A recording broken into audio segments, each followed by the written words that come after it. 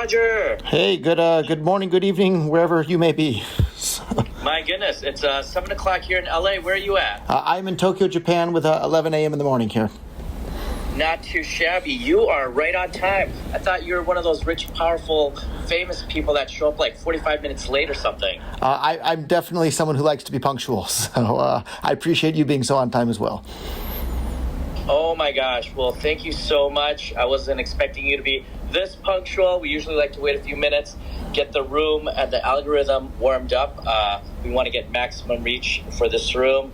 We've got a pretty amazing human being who's been so instrumental in the growth of cryptocurrency, Bitcoin, blockchain, and everything that spawned in between. We've got DeFi, NFTs. There's been so much. Roger, you've seen so much in the last 11 or 12 years, haven't you? Yeah, although I feel a bit older after the last 10-year wild ride that I've had in the crypto space, so yeah. You know, no one has ridden the roller coaster that you have, only because you got on it at the earliest possible moment. So you've seen astronomical rise and galactic dips, and you are still here breathing and with us. What is that like? How do you survive that? Well, it's one of the most exciting technologies ever in the history of humankind. Things that really transformed civilization would be the invention of the wheel, invention of electricity, probably the transistor, and then the internet, and now cryptocurrencies. It's that big of a deal. It's literally going to change the lives of every single human being on the planet. You know, talk to us. I only got into crypto in 2017, when the whole ICO craze came in and the majority of people got into it. What were some of the defining moments of the history of crypto prior to the ICOs? What did you see and hear and feel? So even before the invention of actual cryptocurrencies, people were talking about it. So one example of this, there's a great book called Future Imperfect that was written in, 1998, 1999 maybe, by David Friedman, the son of the Nobel Prize-winning economist Milton Friedman. And he teaches law at the Santa Clara University there. But he was talking about how basically now that we have the internet, all we need is some sort of cyber cash, I think is what he called it. And he explained how lawyers would be able to practice law without a license anonymously on the internet, using this anonymous money to pay for it, and then using digital signatures. The lawyers would be able to prove, or the people providing the legal advice anyhow, would be able to prove to their customers that they're dealing with the same person over and over. And to me, that was just such an incredibly fascinating idea, is people being able to do commerce over the internet without needing permission from anybody. And it just works for anybody anywhere on the planet. And then, fast forward more than a decade of my life, I was listening to a podcast, and they mentioned the Silk Road, which was a website where people could buy and sell illegal drugs using this thing called Bitcoin. And I personally didn't have any interest whatsoever in the buying or the selling of the drugs, but I thought, what the heck kind of money could they possibly be using to do that? And so I Googled the Silk Road and took a look at it, and sure enough, there was this new form of cyber cash called Bitcoin, where people were engaging in commerce without permission on the internet. And to me, that was the real eye-opening moment, that this isn't just a theory any longer. It's now something that's become a practical reality that people are using in the real world for real commerce, and it was off to the races from there. I started investing in Bitcoin itself and Bitcoin-related payment businesses and startups, and doing everything I possibly could to promote the use of Bitcoin as a peer-to-peer electronic cash system, or as money around the world. And here we are now, more than a decade later, and it's been a wild, wild ride. Can I ask you a very difficult question? Yeah, I think that's what we're here for. Please feel free. Roger, are you a hodler? I think holding money is just one of the use cases of money, but the reason you would want to hold some form of something or other, or some form of money, is so that you can spend it later. And if it's not spendable later, there's not much reason to hold it. So yeah, I hold a lot of cryptocurrency, but it's with the idea that I'll be able to spend it later. And if you aren't able to spend it, then kind of what's the point? So yes, I'm a hodler, but that's because I plan to be able to spend it as well. Or I do spend it in just about every chance I have in my daily life. And I hate to tease too much, but I just had a really, really interesting email about 15 minutes ago. It's going to become so much easier for people all over the world to spend cryptocurrencies directly all over the world here, probably by the end of the year. So hate to tease too much, but that was a really exciting email I just saw in regards to that. I think I read that at about 3 in the morning. I'm not going to ruin the surprise, but I may or may not know what you're talking about. For anyone who's just joining us, we are here with the one and only Roger Ver, early stage adopter, promoter, and investor of Bitcoin. He is a philanthropist. He's an educator. Millions of people referred to him as Bitcoin Jesus back in the day. He was the early investor in Ripple, BitPay, Kraken, blockchain.com, and so much more. I mean, I don't even know where to start with you, Roger. You were such a big proponent of crypto and Bitcoin way in the beginning. I have so many questions. This is such an epic journey that you are on. You're an integral part of our history, especially in the history of cryptocurrency. What are you up to these days? What are you most passionate about? This year, I've been calmed down a little bit from the crypto stuff, and actually I've been focusing on my Brazilian jiu-jitsu a lot the last month or so, and really enjoying that, but still enjoying the angel investing area of the space. And most recently, I've been most active with Bitcoin Cash, because I think that's the cryptocurrency that gives the user the best user experience with the fastest, the cheapest, most reliable, and most private payments. And I think it's the one that has the best chance at really bringing more economic freedom to the world by enabling anybody to be able to send and receive any amount of money with anywhere in the world. So I've been doing a lot of angel investing and strategic planning in regards to Bitcoin Cash when I'm not doing my jiu-jitsu. Okay, jiu-jitsu. Let's think about that. Wait, who are you studying jiu-jitsu from? Is it one of the Gracies? And if it's the Gracies, there's like 2 factions of the clan. Maybe I'm completely off. No, that's right. So I train at a dojo here called Carpe Diem in Tokyo, and the professor there is a Japanese guy named Yuki Ishikawa. But I'm doing Brazilian Jiu-Jitsu, which was spread to the world by the Gracie family. So I'm very appreciative to all of them, and look forward to hopefully competing in some more tournaments once the coronavirus stuff is a little bit more under control in regards to doing that sort of stuff. Oh, that is amazing. A lot of people don't see a lot of jiu-jitsu tournaments or matches because it's kind of overshadowed by MMA, but jiu-jitsu is a beautiful sport. I used to be a wrestler, so big fan of grappling. You mentioned Bitcoin Cash, and that's something that we wanted to get into. On Clubhouse, I think 25 million, maybe 5 million Android users now. We have a lot of conversations about crypto and Bitcoin, DeFi, blockchain, NFTs especially. But there's a lot of new people to crypto still. If you can imagine, I guess there's only 2% of the world is in crypto or something like that. Can you define what is the difference between Bitcoin and Bitcoin Cash? Yeah, luckily we made a really simple website that explains exactly that. So it's called whybitcoincash.com, and basically Bitcoin Cash is Bitcoin today, but with a few small little changes that make it so much more useful for actual payments. So the main differences from the user perspective is that Bitcoin Cash payments cost a fraction of a penny, whereas Bitcoin payments cost, several dollars or even tens of dollars per transaction.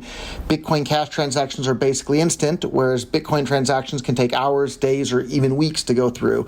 So Bitcoin Cash just plain works better for payments than Bitcoin at this point. Even though Bitcoin has the name recognition around the world, it's not the version of Bitcoin that I got so excited about a decade ago. It was something much more akin to Bitcoin Cash, and that's why I'm such a big fan of Bitcoin Cash today. And as the founder of Bitcoin.com is busy promoting Bitcoin Cash because it actually works as peer-to-peer electronic cash. Whereas I think in the Bitcoin community nowadays, you just see a bunch of people with this holder mentality and the idea that if they can convince a bunch of additional people to just plain buy Bitcoin, they can sell their Bitcoin for more dollars later. And for me, that's not the point. I'm not trying to sell my Bitcoin Cash for more dollars later. I'm trying to make Bitcoin Cash the default currency for the entire planet so that everybody in the entire planet has complete control over their own money, and they don't have to ask for permission from a corporation or a politician or any government or bank or anybody at all to do what they want with their own money. And for me, that was the original vision of Bitcoin, was the truly peer-to-peer electronic cash system where you don't need a custodian to handle it for you. You don't need anybody. It just works for everyone, everywhere. And if you haven't tried Bitcoin Cash, please give it a try. You'll be amazed by just how incredibly fast, cheap, and reliable those payments are. And of course, Bitcoin.com is a good place to get started with that.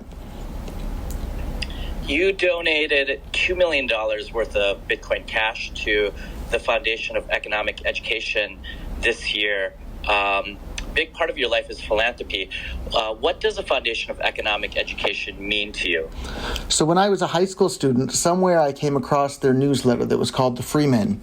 And it basically it's a bunch of essays on various economic topics and talking about the seen versus the unseen. And so actually earlier this morning I was watching a YouTube video on supersonic jet age coming again, and so a lot of people that are old enough will remember the Concorde. And the guy that makes this real interesting YouTube channel, Wendover Productions, I'm sure lots of the listeners have come across that YouTube channel that has all sorts of interesting topics. But it occurred to me, the guy or whoever wrote the narrative for this video doesn't have a good understanding of economics. They were talking about how there was the Concorde, and then there was like there was a French and British government joint venture, and it led to all. He was talking about how it led to all this innovation and this and that, and there's all sorts of benefits left down to this very day because of all the money that was spent on developing the original Concorde. And yeah, all that's true, but that's what's seen. What's not seen is what would have happened with all that capital if the French and British governments hadn't devoted it towards the Concorde. However many decades ago now, that money would have been used for other things, and maybe other new inventions would have come into existence sooner. Maybe we would have had the iPhone a decade sooner. Maybe we would have had faster internet sooner. Who knows what other new inventions and technologies would have come into existence if the capital hadn't been devoted towards developing the Concorde. It would have been used towards developing other technologies that we can't even see. So you have to take into consideration not just what is seen, but what is not seen. And what's not seen are all the things that would have happened with those, billions of dollars probably that were devoted into, constructing the Concorde. And the same is true of anything, anytime, anywhere. You have the government interfering in the economy and directing money towards one project. That's money that is no longer available to go towards other projects. So when you see government printing all sorts of money and calling it, fancy names like, economic stimulus packages or coronavirus checks or whatever they're calling it, that's money, or those are resources that are being devoted towards one thing that are being siphoned away from something that it otherwise would have been used for. So it's important to take both of those things into consideration, and I think most of the time the world doesn't do that. And that ties back into cryptocurrency. With cryptocurrency, where people are in control of their own money, there's no central entity that can start manipulating things and diverting a whole bunch of resources towards products that the market wouldn't have voluntarily chosen to divert those resources to. So you wind up having all the resources in the economy going towards things that serve the consumer in the way that the consumers value the most, rather than the way that the politicians or the bureaucrats value the most. And that leads to a more economically efficient use of the world's resources to satisfy the demands of the people out there, which leads to a higher standard of living for everybody. Basically, it makes everybody on the planet wealthier as a result. And because I'm living on this planet with everybody else, I want to see that happen sooner rather than later. And I love the Foundation for Economic Education because they espouse those ideas. So by me, donating them $2 million earlier this year, I do that because I want them to spread these ideas to the world, which will help make the world a better place, and it's the world that I'm living into. So it all comes back to a selfish desire of myself to want to live in a better world than the one we have today. There's so much to unpack there. Sorry it was a bit long. No. It was fantastic. I can't write notes fast enough. You mentioned quantitative easing, stimulus checks, pandemic checks. There's a lot we need to do to fix the economy domestically and globally. We know this. There's almost nothing we can do about quantitative easing, printing more money. But the risk is inflation, and in some cases, hyperinflation. We're seeing third world countries affected by this, and it may or may not have been happening for decades and decades. What kind of risks do we see with possibly overprinting stimulus, something that is so badly needed, and the correlation to crypto and possibly Bitcoin and our future moving forward? Yeah, I think we have the solution right here. It's cryptocurrencies. If the world starts using cryptocurrencies as money, it takes away the power from these politicians and governments to start manipulating the economy and diverting resources from people that have earned it to people that are politically connected. And if we can take away their power to do that, the entire world is better off because of it. So we need to start using cryptocurrency as currency for payments, to buy and sell things, to save and send and do everything that you do with your normal money there. And so in regards to the Zimbabwe dollar, I'm sure there's plenty of us in this call now that are old enough, if you were born before, 1983, in 1983, one Zimbabwe dollar was worth more than one US dollar, right? So that wasn't all that long ago, and that just shows how incredibly destructive money printing by governments and central banks can be. And so they absolutely destroyed their currency, but don't think that the same thing... Tell them what the Zimbabwe dollar is worth now. I don't know, a couple $1 trillion per U.S. dollar or something. I don't know what they basically destroyed the currency. I think maybe they may have had to launch some other new one since then. But it basically became a joke because people were selling, $100 trillion Zimbabwe notes on eBay for a couple of dollars. But don't think that the same thing can't and won't happen to the U.S. dollar or the Japanese yen or the pound or whatever else. Like anytime you print anything and too much of it, the price is set by supply and demand. If you increase the supply, the price is going to go down in terms of whatever other asset you're comparing it to. So this is a really, really big problem for the world, but it's a problem that we have a solution to now, and that solution is cryptocurrencies being used as money, not just some speculative store of value that you hope you can sell for more fiat currency later.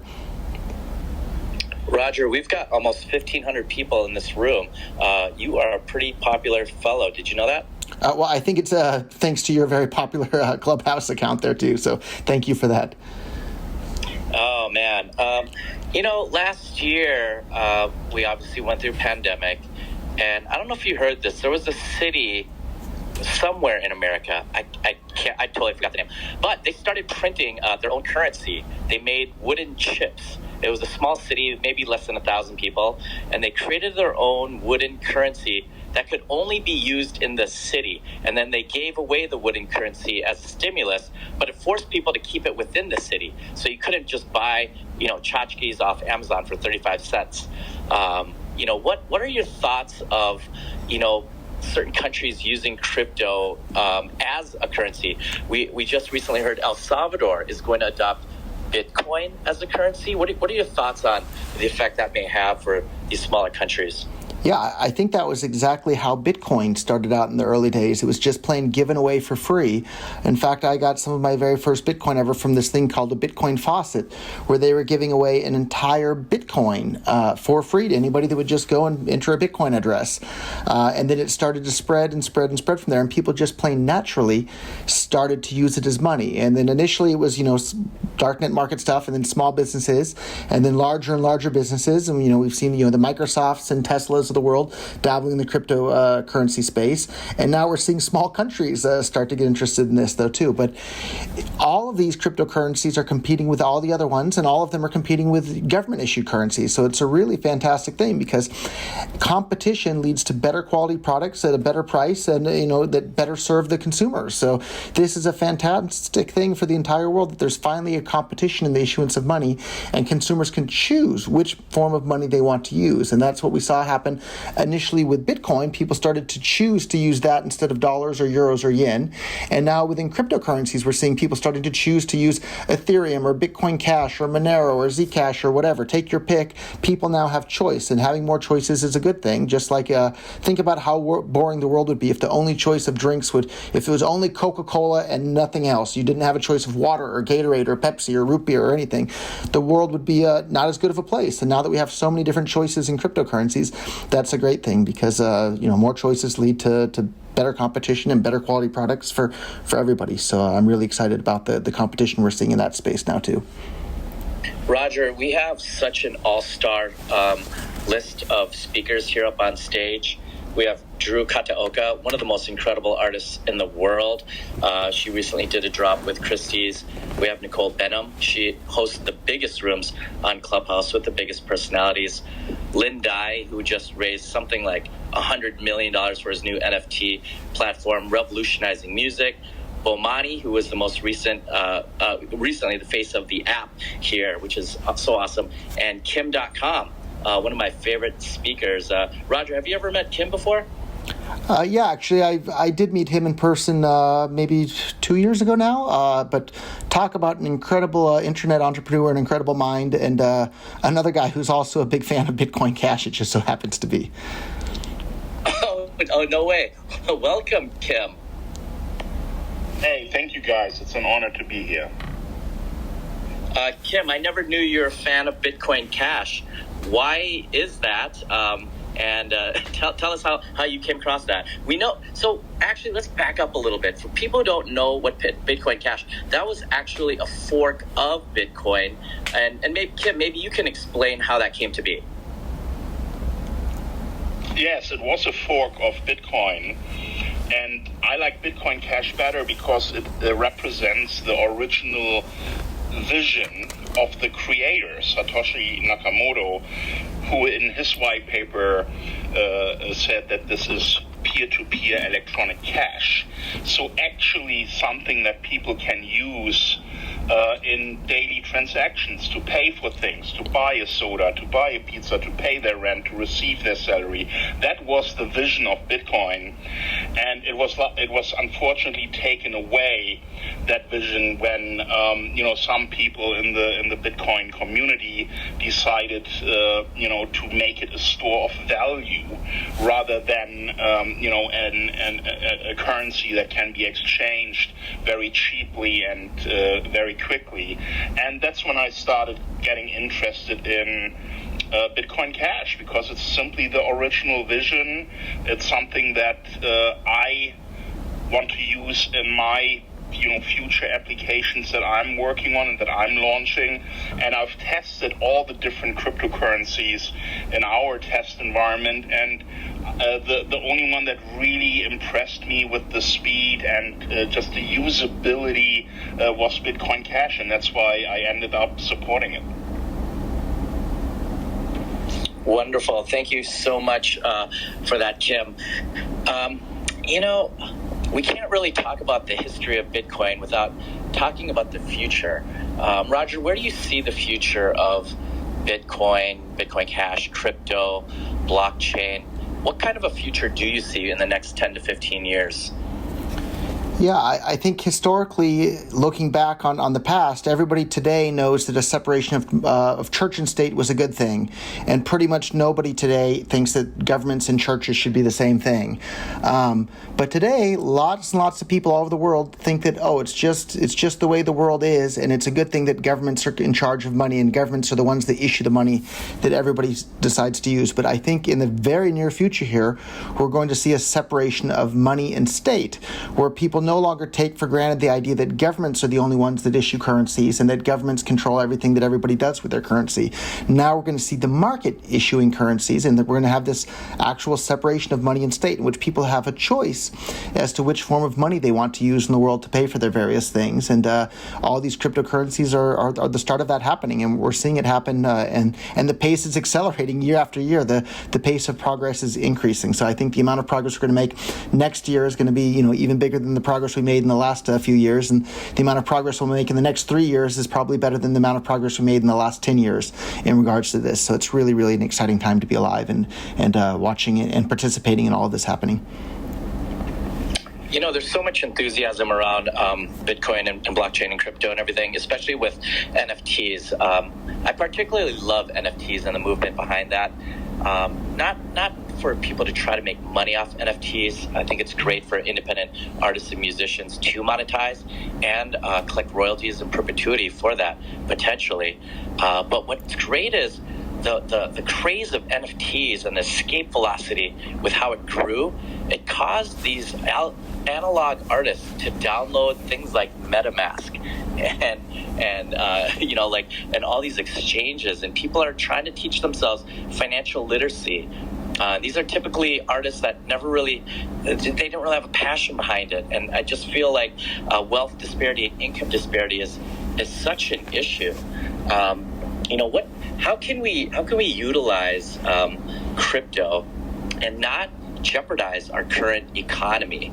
We know that China is launching their own crypto, and because they call it a crypto, people might think it's exciting, but maybe it's not a good thing, because I heard the Chinese crypto, they're going to put a time limit on it, and you could potentially, not be able to spend it if you don't.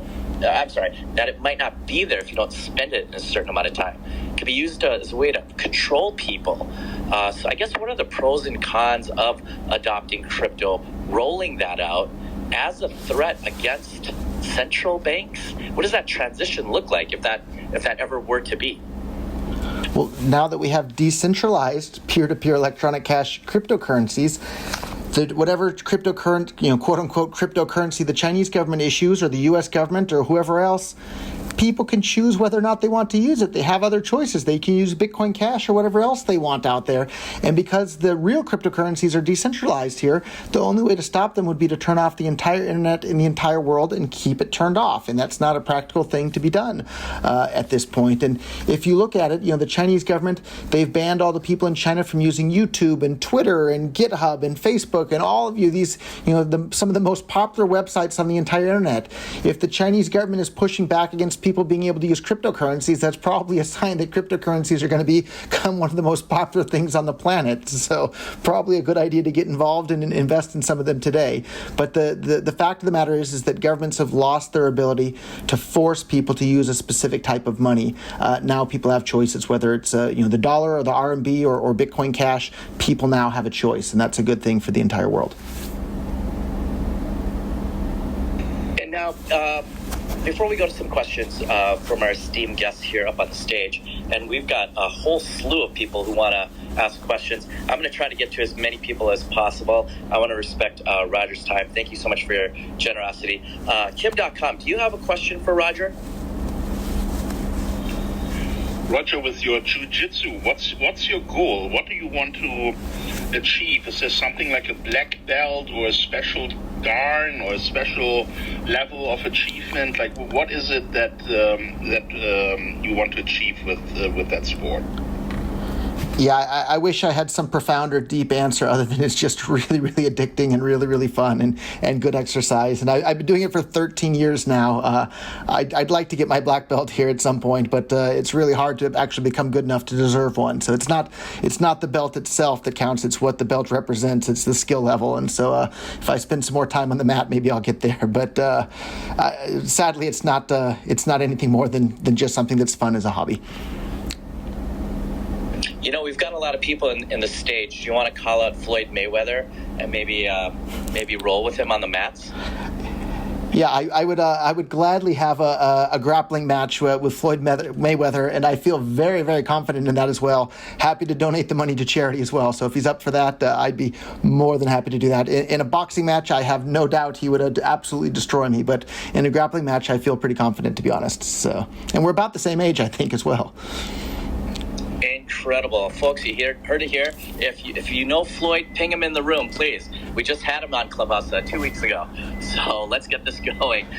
Drew Kataoka, one of my favorite people on Clubhouse. And Roger, if you noticed, Drew is actually the current face of the app. And she's such a brilliant artist. Drew, welcome. I'm so happy to introduce you to Roger Ver. Hey, Jen. Always great to see you and be in your rooms. Hi, Roger. Welcome to Clubhouse. Yeah, thank you, Drew. I was actually, right before I joined, I was actually wondering who is that person who's the icon for my Clubhouse app, and now I know, so very, very nice to meet you. Very nice to meet you, yes. Well, I think it's interesting that you had moved to Japan after being in the Bay Area, so I wondered how your experience has been in Japan. And then I also would like to know just how you think about NFTs right now. Both the promise of this space and then also some of the big challenges that, sorry, I'm outside, some of the big challenges that we face. How do you see those two things weighed against each other? What do you think we need to watch out for in this space as good stewards of the NFT space? I'm an artist and an activist and philanthropist myself, as Jin was saying, and just did an NFT that was 100% going to the Stop Asian Hate movement. Have another NFT on the way that's also going to be benefiting one of the most high-profile charitable causes in the world. But I just think that the NFT space is so nascent, so many possibilities, so many great promises, but also things we need to watch out for as well and work together on. Yeah, so two very different questions there. The first and the easy one is, what do I think about Japan? Japan is wonderful. Anybody that hasn't visited, come for a visit someday. It's really a fantastic place with great food and great people and great jiu-jitsu as well here. In regards to the NFTs, I kind of, I think, look at it like oil. In the early days, when people had land and this black, gooey, nasty stuff was bubbling up, and people thought, oh, this is horrible, it's destroying the land, and the oil was a nuisance. And then people figured out what to do with it, and then it became this thing that really powered the economy for a long time. And we're transitioning away from that now, but it really played a huge role, because humans figured out a way to take something that previously was basically a garbage type nuisance thing and figured out how to use it and do amazing things with it. And I kind of see these tokens as the same way. If it's just a token and it doesn't do anything, well, what's the point of that? Why do I need that? It's just a nuisance in my life. But all sorts of people all over the world now with all sorts of platforms are figuring out all sorts of amazing things to do with those tokens and making these NFTs and all sorts of new things that people haven't even thought of yet. And so it's really just in the infancy there, and it's just getting started. But as you can see, this explosion is really happening quickly. So I think that's the amazing part of human beings. And I hear some of these people are concerned about world overpopulation, but no, I don't think that's the case. The more minds we have on the planet, the more brains there are out there to think up new and amazing ways to do things, and then the rest of us out there get to benefit from it. So it's really amazing. Anytime anybody out there makes a new invention, every single other person on the planet gets to benefit from it. So with these NFTs, the more new amazing things people figure out how to do with them, great. The rest of us get to participate as well, even if we weren't the ones that thought up the idea to begin with. So thank you for your efforts there in the NFT space as well, Drew. Thank you, Roger. Thank you so much for joining us, Drew. It always feels more complete when you're here. Next up, we've got Lin Dai. He might be on a jet somewhere. Lin, are you still with us?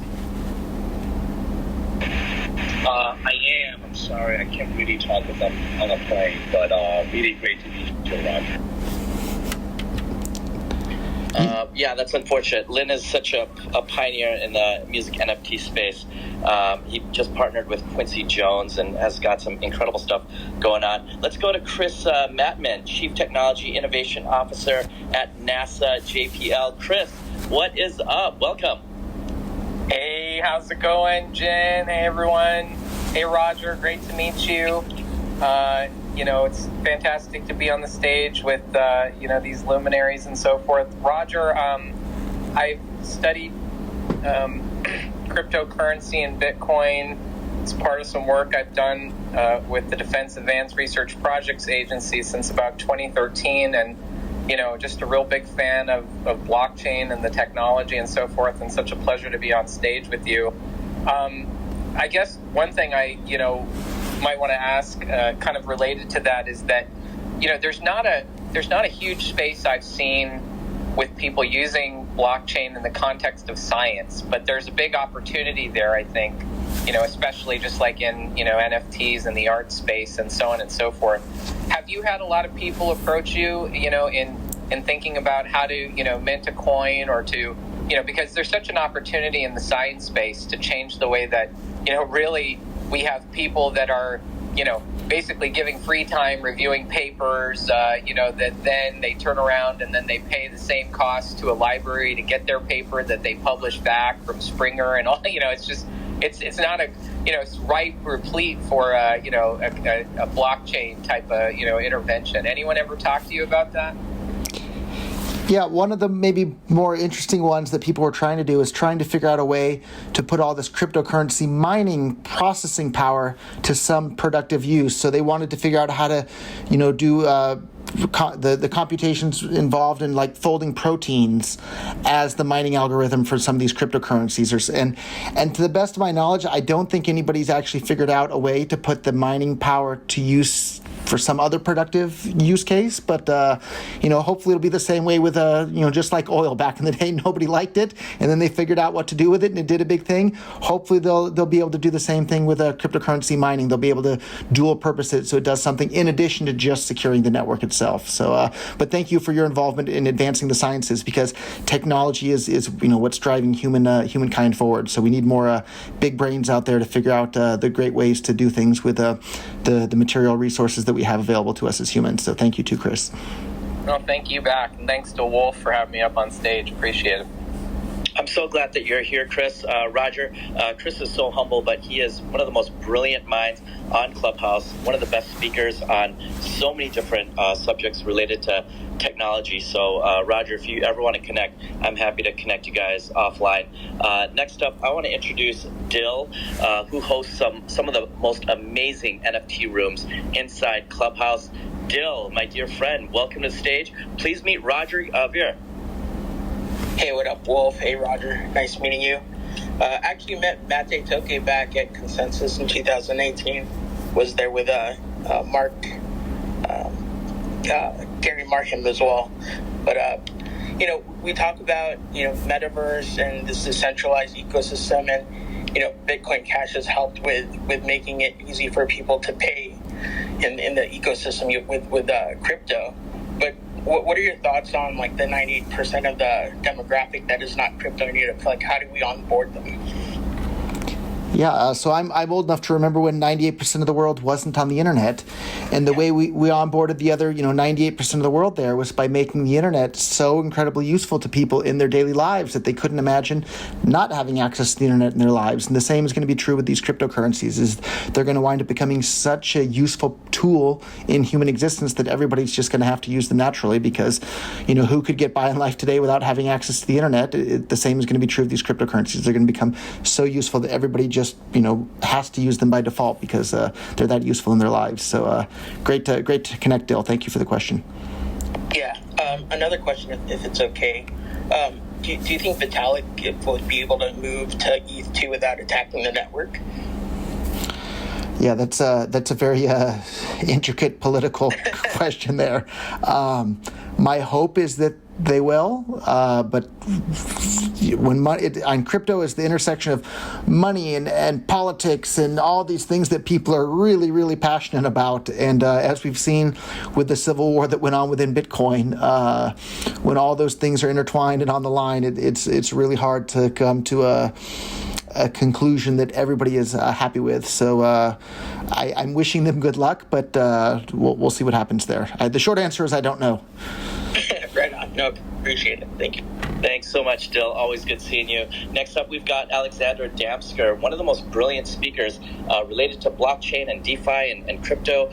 She's an attorney formerly with the SEC. Alexandra, my dear friend, please meet Roger. Thank you so much. It is a pleasure meeting you, Roger, and I actually am fortunate to know a number of the people on the stage, so it's wonderful of it always can be with people that are fabulous in this space. So because I am, a former SEC lawyer, I'm going to bring up something regulatory, but I just wanted to find out what your views are on stablecoins. I don't know if you've been following U.S. news, but Elizabeth Warren, Senator Warren, and the Fed have come out with fairly strong statements regarding the need for regulation in stablecoins. And I think Powell at one point called it like the biggest threat to the global financial system that exists. And then also, I think the FSB, which is an agency or a group of people that deal with the G20 countries, are also coming out with some similar. That could have been a bit of a Freudian slip there too, by the way, Alexander. Sorry to interrupt. Sorry. I just said I don't share those concerns, but I wanted to know what your thoughts are, especially where you're seeing them on stable. Yeah, I think calling the G20 companies might have been a little bit of a Freudian slip there. It kind of seems like a. I love that. But if from my point of view, though, I think the market does the best job at protecting consumers. And so you'll see a lot of people out there that are really concerned about Tether, which is the world's predominant U.S. dollar stablecoin out there. And a lot of people are sounding the alarm bells about that. I don't have much of a strong opinion either way, mainly because I haven't dug into it very deeply. But the easy solution to that is if you're worried about something, don't use it, right? Or if you're worried about the asset not being backed properly, don't use it. There's lots of different choices. You have Tether, you have USDC, you have Flex USD, you have DAI, you have a whole bunch of these ones out there. So the more choices consumers have in the market, the better they'll be able to be protected from these sorts of things. And a lot of this, what I feel like is going on with these different senators or politicians or regulatory bodies, is they see a parade that's already in motion and marching down the street, and then they jump out in front of it and they say, hey, I'm in front of this and I'm leading the charge. And I don't think that's actually the matter. Like, people, the market's going to find the stable coin that's the most useful, safe, reliable, and unseizable, and they're going to naturally gravitate towards something like that. And I think it's going to be something less like Tether and more like DAI, in which you have some external oracle and the price feed into this blockchain network, but the asset itself is the underlying asset that just happens to stay pegged to some traditional fiat currency like the dollar. And to me, that feels a lot safer than trusting that Tether has a bunch of US dollars in some bank account somewhere. And as Kim and maybe others on this call can speak to, just because you have a bunch of dollars in the bank doesn't mean that they're safe. And so that's why I'm such a big fan of cryptocurrencies, is because it puts people in control of their own money, and they don't have to depend on the SEC for protection or some other government body. They can pretend on the laws of mathematics for their protection. But such an interesting Freudian slip there with calling the G20 countries companies, because that really does seem to be the way they're acting, is they have this amazing revenue stream of central banking where they can print as many dollars or fiat currency as they want at any time, and then use it to buy all the different products they want out there in the market. And suddenly that magic money printing machine they have is being threatened by the invention of cryptocurrencies, and they seem to be wanting to move swiftly to stomp out that competition in the market. I think that's a problem, and we should push back against that and allow the consumer to have choice as to what sort of currency they want to use in their daily lives. But very nice to meet you, Alexandra. Thank you for that question. Nice to meet you too. The one very short follow-up. So my concern is that the reason that they're attacking stablecoins now is because of CBDCs, and they would like that to fill the gap of stablecoins. Do you have thoughts on CBDC? Yeah, I think you're exactly right. To me, as an outsider, that looks exactly like what they want to do. They want to issue their own central bank digital currencies and then have that gain the lion's share in the market. But that's the exciting thing about these blockchains, is that even if they introduce a bunch of CBDs around the world, it doesn't mean that Bitcoin Cash goes away, or Monero or Dash or any of these other ones. They're still there, and people can choose if they want to use the central bank currency or they want to use the market's currency. And at the end of the day, people are going to choose to use whichever one is the most useful to them. And I think, again, as I've said over and over, having more choices is a good thing, and that's what the market brings, whereas governments are generally one-size-fits-all solutions. And as we know, there's a lot of people in the world that have different wants and needs and desires, and one-size-fits-all solutions usually don't satisfy as many people as a multitude of solutions could. Thank you, Alexandra. Next up, I want to introduce Jennifer Strabos, brilliant writer, journalist. Recently interviewed me for a fairly large magazine, and she probably has some great questions for you, Roger. Hello, and thank you very much. Nice to talk to you again, Wolf. Roger, I had some... I'm happy that to be included on here. You are a person, from my understanding, that understands and respects voluntarism. So, with the move by El Salvador, and with Bitcoin potentially having a government digital wallet, there seems to be some people may or may not want their government to be attached to their currency. I know that it seems like El Salvador is not the only one that's interested. A couple days ago, I listened to the digital dollar hearing where the U.S. was talking about the importance of cryptocurrency. I'm kind of curious about what your thoughts are, because there's a separation desired by some, and then there's what do you see? What are your thoughts on the connection of those two elements, and where do you foresee? Yeah, let's just leave it at that. What do you think about those two elements in connection? I'm curious to hear your thoughts. Thank you so much.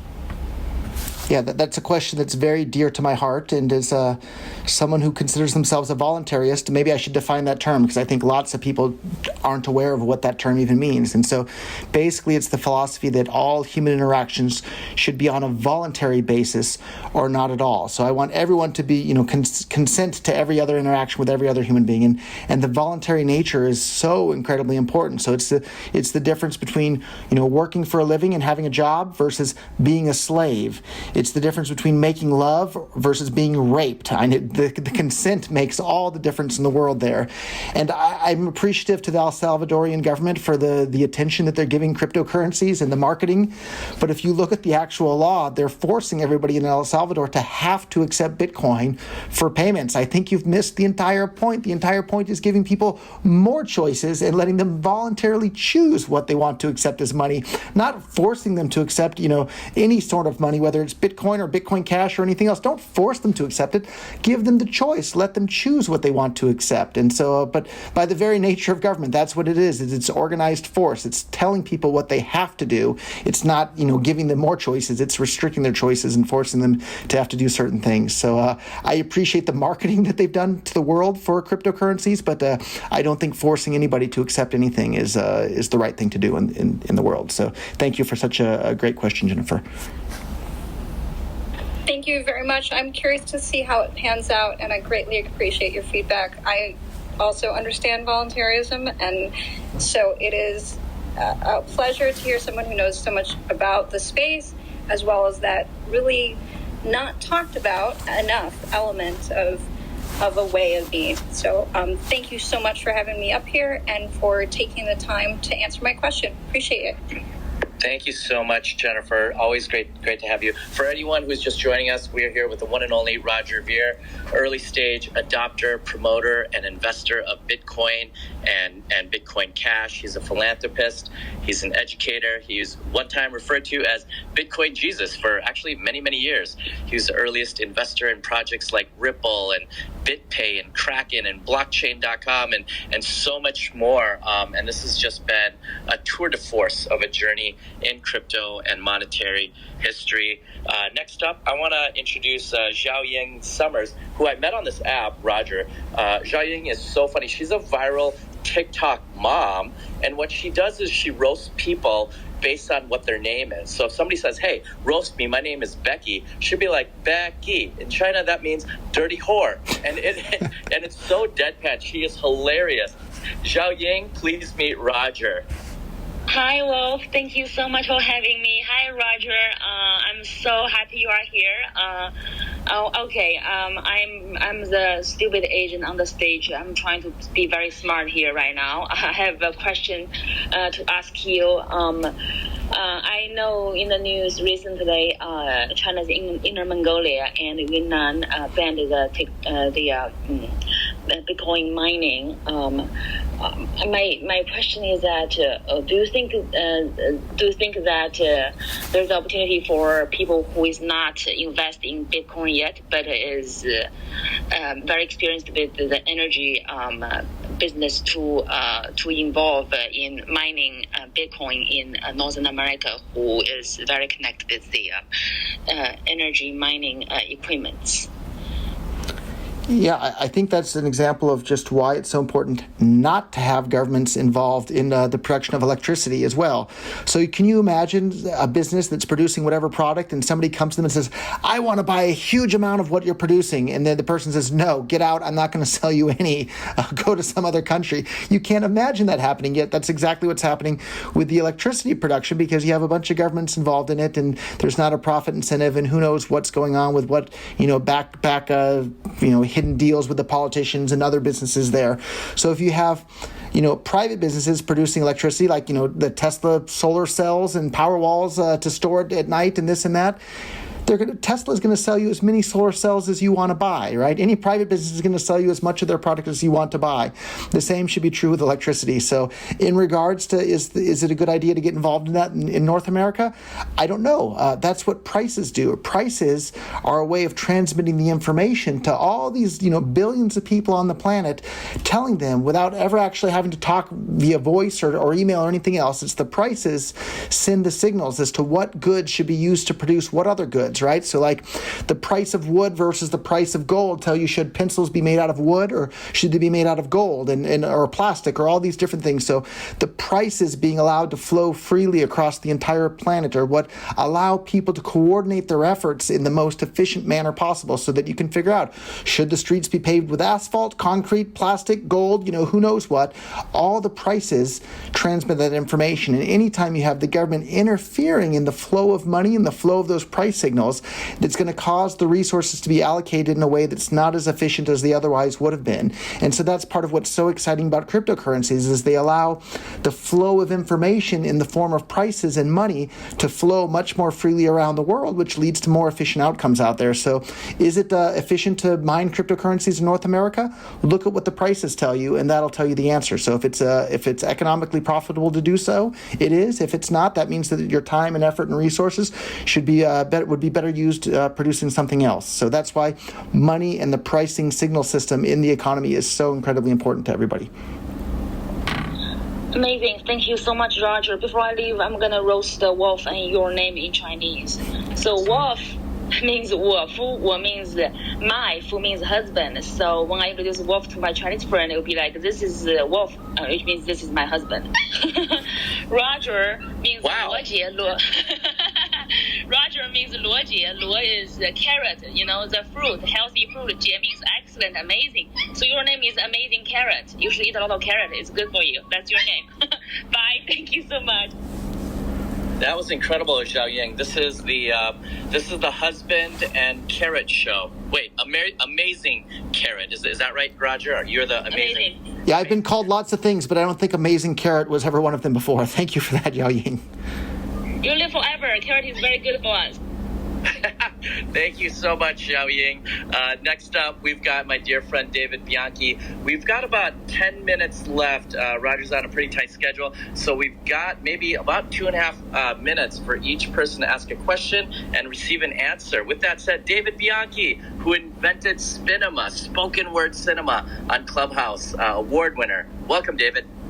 Hey, Wolf, thanks for having me on stage. What a great opportunity to be up here. And Roger, yeah, I mean, Bitcoin, Jesus, it's pretty incredible to be even connected with you. So it's a pleasure. I guess to keep it quick, if there's anybody on this planet that has a crypto, crystal ball, it's probably going to be you or someone near or around you. And so I guess the preface to that question is just like, of all the blockchains and cryptos that you see out there, which ones are you like currently bullish on in terms of like long-term practical utility? What networks are you kind of fancy on? Obviously, it's like, there's a talk about the Cardanos and there's talk about all these other blockchains, but which ones are you sort of seeing that are maybe even bubbling up, or which blockchains are you seeing like really, really strong utility for prospects down into the future and into the line, and what sort of utility applications are you a fan of within those ones that you would choose? Before Roger answers that, I just have to preface that nothing that you hear on stage is financial advice. Everything is for entertainment purposes. Only invest as much as you're willing to lose completely, and do not listen to anyone giving you advice on what to invest. And with that said, Roger, the mic is yours. Yeah, I think we need Alexandra, the SEC lawyer, to change those laws so people don't have to bother people all the time about it's not financial advice or this and that. So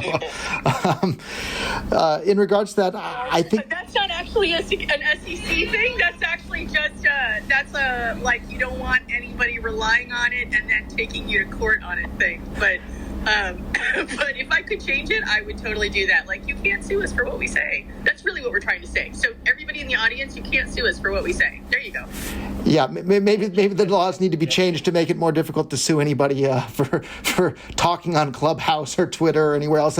Speaking of that, John McAfee, another real visionary in the space and just amazing sharp mind, is sitting in jail right now for having tweeted financial advice on Twitter saying buy this token or sell that token. Really a shame. I think he's in his 70s at this point, and the U.S. government seems content to have him die in prison for basically having a fun fun, entertaining Twitter account where he said he's going to eat his own certain area of his body if something doesn't happen with this and that. So anyhow, would really love to see John McAfee let out of prison. I think it's really, really a shame that the U.S. government is just so upset about people having interesting Twitter accounts. So, and to answer David's question, I think my crystal ball is very cloudy or milky there, but I think people are going to use the cryptocurrencies that are the most useful.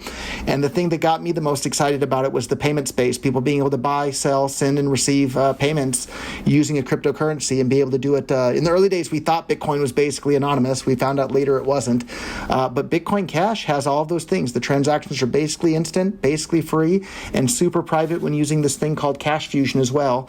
And actually, Dotcom was the main driving force. He built this website called whybitcoincash.com. It's really a fantastic website that lays out the details there. But at the end of the day, the market's going to figure it out, and people are going to use whatever's the most useful one for them out there. And there's thousands competing in the market, which is fantastic. And I hope something even better comes along someday because we'll all get to benefit from it. Yeah, and I have a nice little workaround here, and I'm going to use it. I'm advising myself to get more Bitcoin Cash because it's going to be 10x, 20x, 30x. Anyone who missed the Bitcoin train and all that beautiful growth that we've seen, should listen to the advice that I'm giving to myself. I love And by the way, shout out to Mad Dog Jones in this room too. This is a pretty amazing stage, I have to say. Oh my God, yes, I was right about to get to it. The one and only Mad Dog Jones, aka Misha. Roger, I don't know if you're familiar with Mad Dog's work. He is possibly one of the biggest NFT artists in the world. Recently had a 4.1 million sale on Phillips auction that I was lucky enough to host that room or even be allowed in that room. I don't know how these people confuse me for somebody who should be in these rooms. But Mad Dog, please meet Roger. Hey guys, thanks for the kind words, everybody. Roger, it's been really cool listening to hear you talk. And one thing that struck me that you said was we don't have an overpopulation problem. Let's get everybody's brains working. And that's something that I've been saying for a long time. I think everybody should really focus on trying to, come up with a cool idea. Like maybe you're the person that figures out how to have better health insurance in your region, or you're the person that figures out how to get clean water systems to the north. There's a million things that each one of us are capable of doing. And kind of on that train of thought, I'm a little bit out of my depth with some of the Bitcoin stuff, so I thought I would just ask you, what's kind of like a healthy thinking habit or some advice you have for people who are wanting to kind of get creative and just maybe a daily practice, or just kind of any advice in that kind of world on how to get these high functioning ideas into the world? Yeah, an example of this, I think, was Dotcom's a moment ago when he gave himself financial advice. Just shows what a great mind he has for outside of the box thinking. And I'm not aware of Dotcom ever having written a book, but my advice on that front is to read books, because when you read books, it's basically like getting a one-on-one tutoring session with some of the best minds to have ever lived, even if they're not alive today, even if these people are dead and gone. You can sit there and read the flow of consciousness directly from that person directly to you. So I really attribute a lot of what I've learned in life from just plain reading books, because it's like getting a one-on-one tutoring session from some of the greatest minds to ever lived. So the more minds we have on the planet, the more great people with great ideas are out there, and the more we can all learn from them. So I guess short answer is read more books, and your life will be better because of it. I love that. Thanks so much. And my parallel answer to that is do more math, and especially if you're young and still in school, take in all the math that you can, because that stuff is great for creating a nice and plastic mind. Thanks for the time. I have to add to that, study more science too. All right, okay, I'm done. Don't tap on both that, Chris and Mad Dog, for sure. And if anyone isn't familiar with Mad Dog Jones, check out his work. His NFT, his last one, Replicator, spawns itself every 28 days. It like mutates into a new derivative work, and it's just such an ingenious use case for NFTs. Shout out to you, Mad Dog. Next up, Steve Stewart, former manager of Stone Temple Pilots for over a decade, one of our favorite bands of all time, and he's the founder of Vest, the world's first blockchain music royalty app, which I'm a big fan of. Steve Stewart, welcome to the stage. Please meet Roger. Hey, Wolf. Hey, Roger. Great to meet you, sir. I have a kind of an off-the-wall type of question, I think, and I don't know if anybody's thought about this, but knowing that the internet...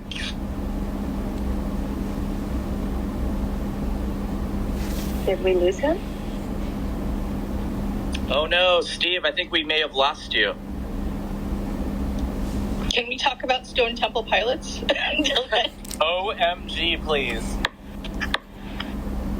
I mean, yeah, Steve literally led them to $1 billion worth of sales when you combine touring, merch, royalties, ancillary, and everything in between. The guy's a beast. Steve, are you there? Yeah. Can you hear me? Oh, there you are. Oh, sorry. I just had a really off-the-wall question for Roger.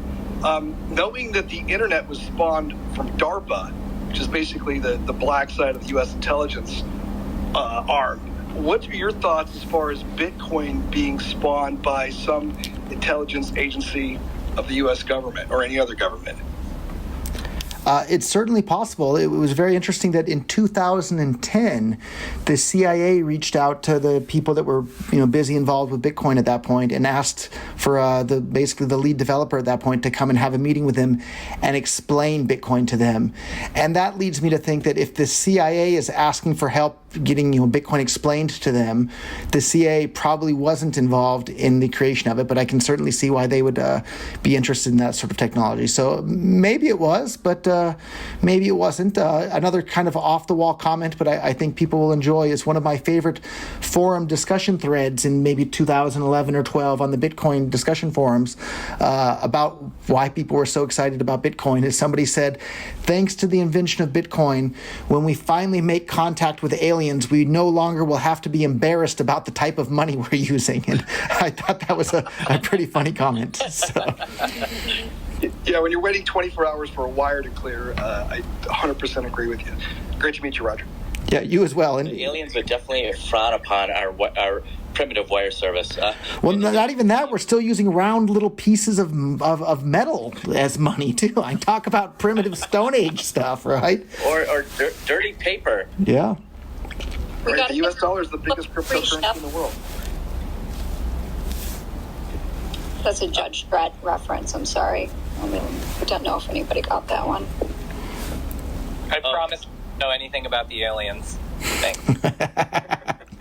Chris, you're going to have to do a disclosure room here in the next month or so. And do any of us believe Chris would tell us if he actually did? Who knows? Maybe he already knows. What are you holding, man? We'll talk about it later. Yeah, you can always catch Chris.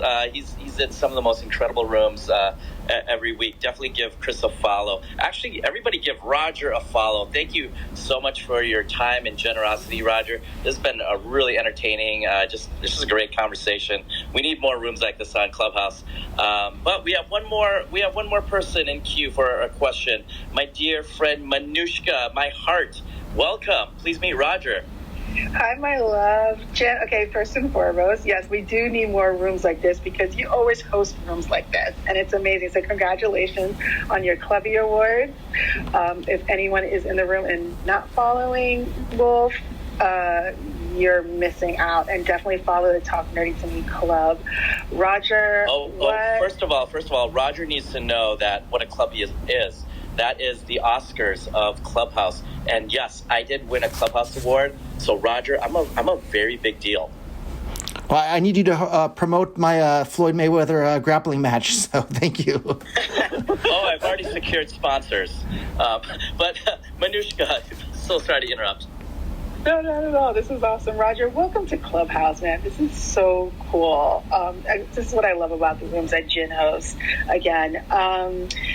And okay, so I guess I have a personal question, because part of the reason that Clubhouse has been such a mainstay for so many people on the platform is the ability to connect and to collaborate. And the fact that you and Dotcom, Kim, oh my gosh, I love you. It's been a while since I got to hear your voice. So I'm glad I get to pose this question to the both of you. You guys are both infamous disruptors and, just beat your own drum and have done things your own way. And, not everybody has the balls you guys have, to be honest with you. What was who reached out to who first, and what was that like? Like, how did you guys know that that we can be friends and we can just fuck shit up together? And that's my question. Well, I will answer that first.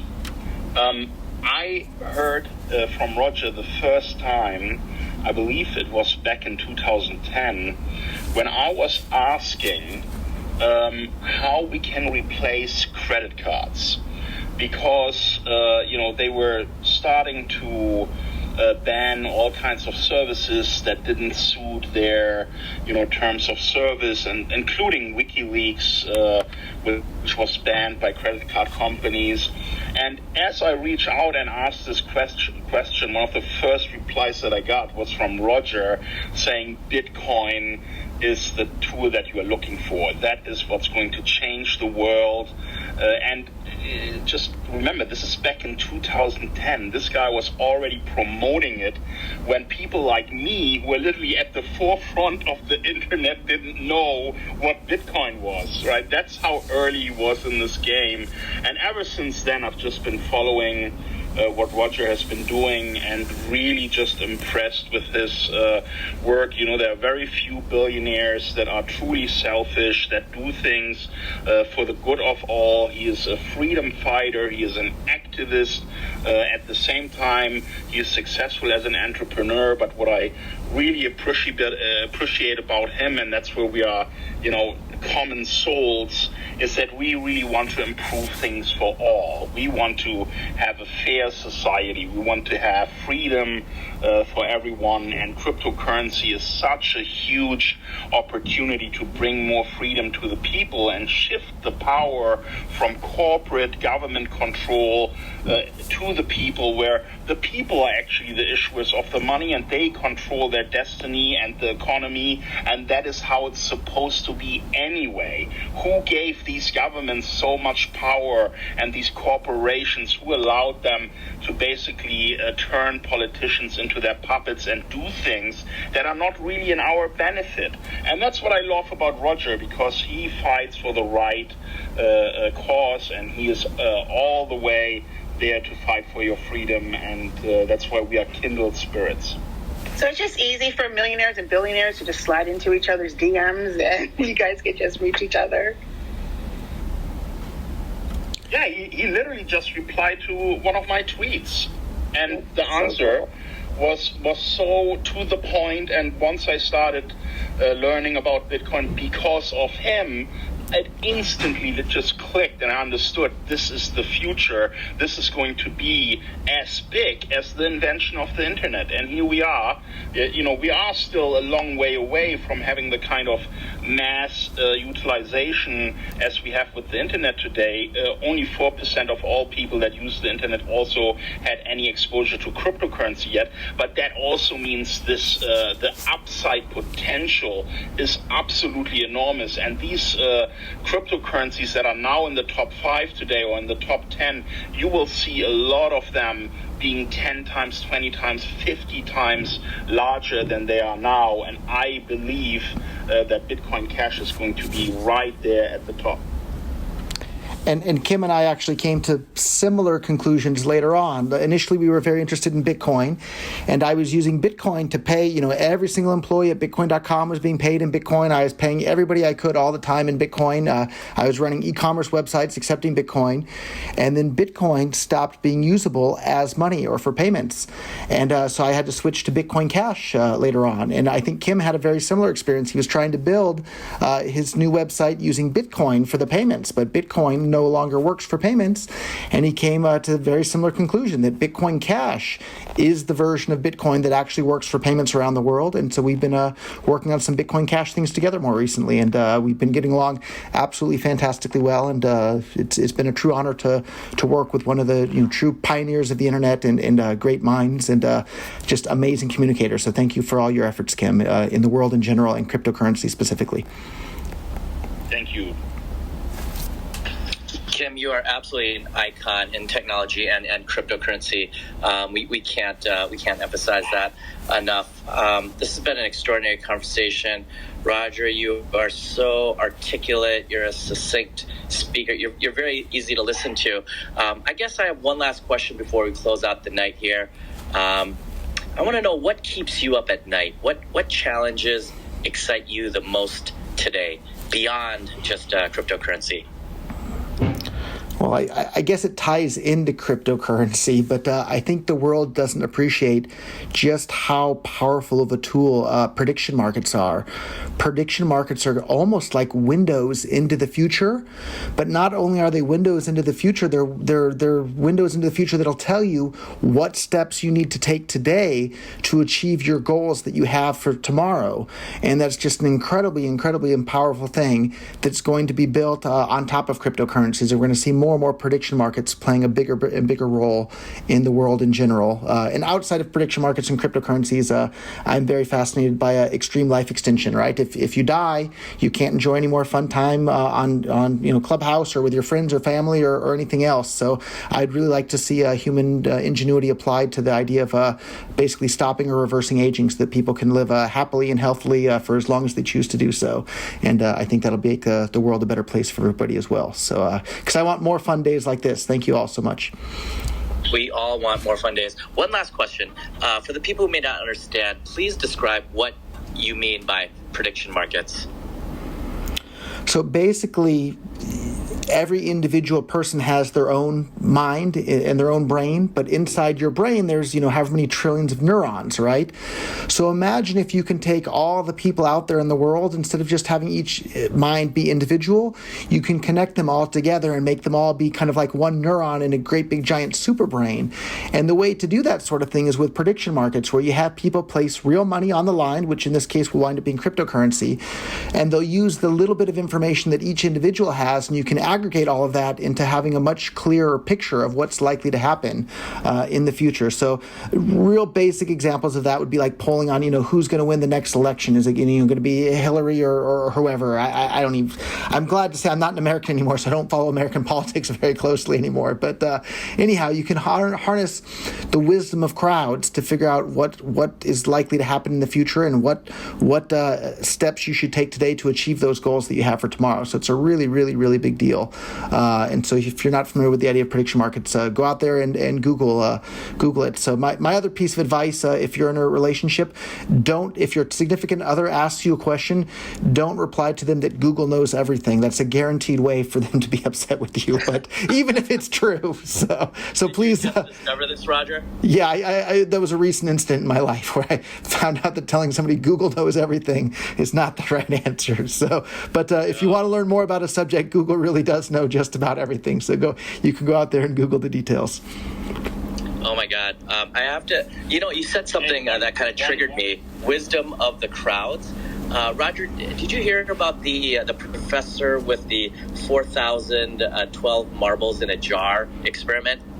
Yeah, I think I heard about the same thing, but with jelly beans. But you ask any one person and they're way off. But if you ask, 1,000 people, the average number they come up with is really, really close to the accurate number of jelly beans or marbles in the jar. So really, really amazing example of that. Absolutely fascinating. And Kim.com, the mic is yours. Yeah, I just wanted to respond to Roger's, interest in expanding the life, for humans so that they can enjoy their lives longer and healthier. And I wanted to point everyone at, I think, one of the leading scientists in the space. His name is David Sinclair. He's a Harvard professor and has written a book called Lifespan. And he believes that within the next 10 years, we're going to have some breakthroughs that are actually going to allow us to renew our DNA in a way that when these cells are splitting, that we're not losing information anymore, which is basically the cause of aging. And so he is at the forefront there, and I don't know if you heard of him, Roger, but that's someone you should definitely look into. David Sinclair, he's also on Twitter, and is one of the most interesting guys in the field. And then, of course, what Elon Musk is working on with Neuralink is another potential step into the future where we can just, once we understand the code and the data storage mechanism of our brains, we may then be able, with the help of his devices, to transfer our consciousness and our data, our knowledge, our memories onto a digital format and then live forever. Yeah, I think that's another example of how our interests really overlap. I'm well aware of David Sinclair and Neuralink and these exact same things, so I'm so glad to hear you're interested in them as well.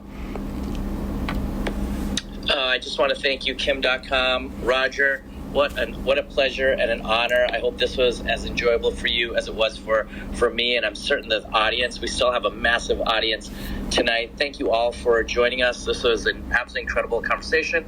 Please follow Roger and Kim and Alexandra and Mad Dog Jones and Steve Stewart and Dill, Chris, and David, Bianchi, and Manushka, all these incredible speakers, but especially Roger Ver. Hopefully we can do this sooner than later. I'm going to leave the room open for 10 seconds.